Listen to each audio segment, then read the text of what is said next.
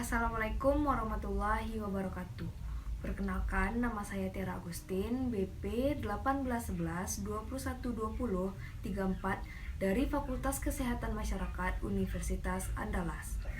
Pada saat sekarang ini, saya akan menjelaskan tentang proses psikologi, pertumbuhan, dan perkembangan awal.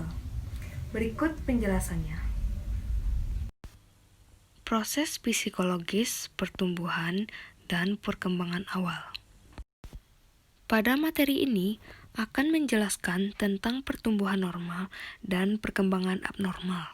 Sebagian besar didasari pada mekanisme biologis, namun faktor gaya hidup dan perilaku penentu kesehatan juga sangat mempengaruhi perkembangan gender. Pertumbuhan dan perkembangan. 1. Pertumbuhan dan perkembangan janin. Pertumbuhan janin dan perkembangan masa kanak-kanak membutuhkan aktivitas kinetik dan hormonal yang relatif seragam untuk memastikan perkembangan endokrin tidak terhalang. Organ dan kelenjar yang berbeda berkembang pada berbagai tahap perkembangan embrio. Banyak faktor yang dapat menghalangi atau mempengaruhi perkembangan embrio dan janin yang normal. Misalnya, selama perkembangan embrio dan janin, racun atau nutrisi yang tidak mencukupi dalam tubuh ibu dapat menghentikan perkembangan pada salah satu tahap ini. Gangguan fungsi dapat memiliki efek langsung dan permanen pada janin yang belum lahir, bahkan sebelum kelahiran. Yang kedua adalah pertumbuhan dan perkembangan bayi dan anak. Faktor perilaku, gizi, lingkungan, dan penyakit jauh lebih mempengaruhi pertumbuhan dan perkembangan pasca natal. Perkembangan yang tidak terganggu dalam beberapa bulan pertama setelah kelahiran mengakibatkan bayi menjalani aktivitas aksis hipotalamus terganggu dalam beberapa bulan pertama setelah kelahiran mengakibatkan bayi menjalani aktivitas aksis HPG yang aktif, yang disebut dengan pubertas mini. Setelah aktivitas awal ini, aksis HPG tetap relatif tidak aktif dengan beberapa hormon dan sekresi hormon perangsang sampai pemula pubertas. Timbulnya pubertas selanjutnya ditandai dengan peningkatan denyut nadi dan hormon pelepas gonadotropin hipotalamus menghasilkan sekresi gonadotropin.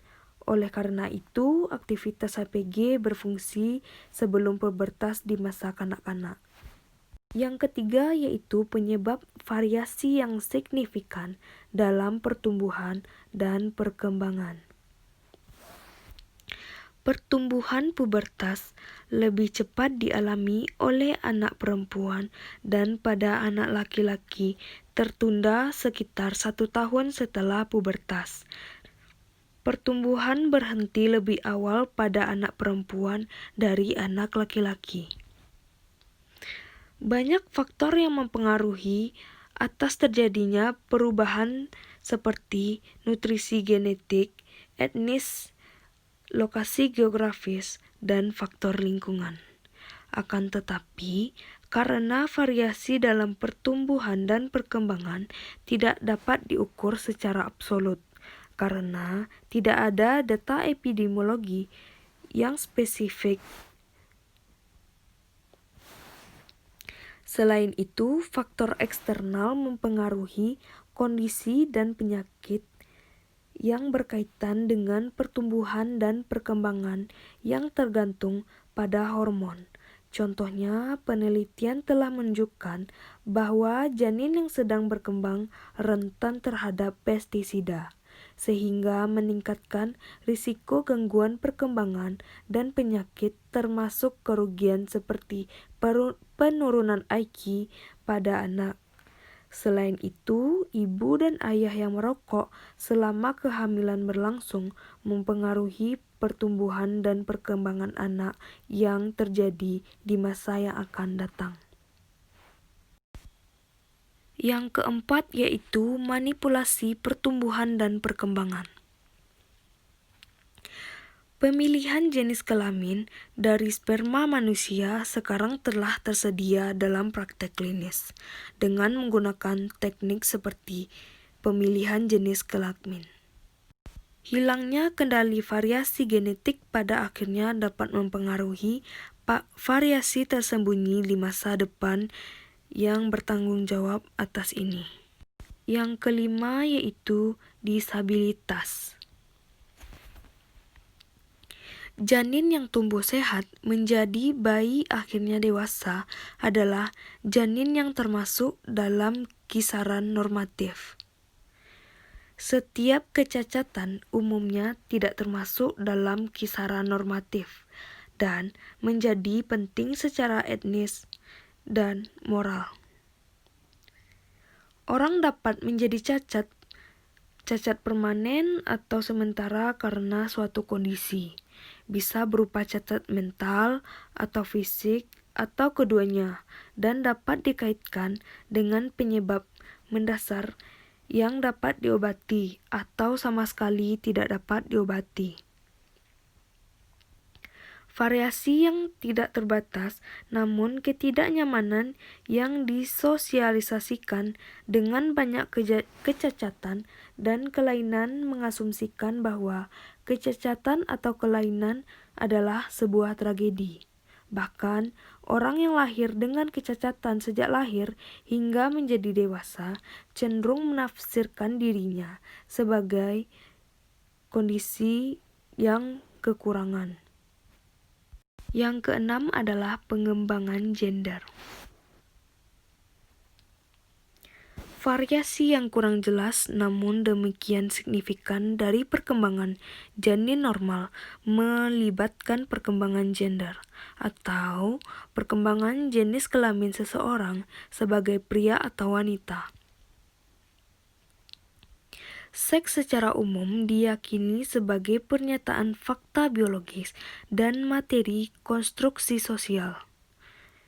Genetik adalah istilah yang digunakan untuk membedakan antara karakteristik pria dan wanita dalam berperilaku. Tidak semua orang percaya bahwa mereka cocok dengan peran genetik pria atau wanita terlepas dari jenis kelamin biologis atau genetik mereka. Mereka cenderung menyebut diri mereka sebagai kategori 3, yaitu intersex atau transgender. Selanjutnya adalah yang ketujuh. Penyebab variasi signifikan dalam jenis kelamin dan gender. Selama perkembangan janin, produksi atau respon yang memadai terhadap pemicu hormonal diperlakukan untuk perkembangan genetik pria dan wanita secara penuh. Kegagalan untuk menghasilkan atau merespon perubahan endokrin ini dapat mengakibatkan kurangnya perkembangan genital maskulin atau feminin.